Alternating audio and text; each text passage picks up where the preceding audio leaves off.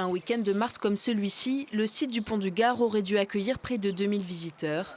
Mais pour la première fois en 20 ans, l'espace aménagé, qui comprend un musée, un cinéma et une ludothèque, a fermé ses portes au public.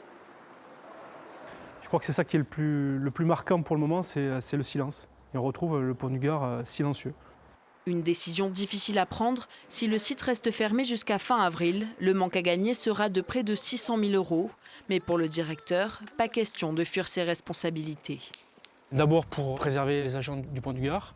Ensuite parce qu'il y a eu une demande nationale de participer à cet effort de santé publique et de protection des populations. Donc bien sûr, on y rentre pleinement.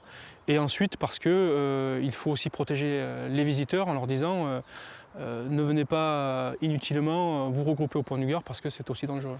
Plus de visites, plus d'accueil de groupe pour éviter la propagation du coronavirus. Mais l'extérieur du site reste accessible aux promeneurs. On est venu en voiture, puis on ne savait pas que le site était fermé. Et on a dit bon, c'est gratuit, vous pouvez y aller. Donc on s'est dit bon, on va quand même aller voir. Pourquoi faire tout un fromage pour quelque chose qui au final est similaire à une grippe?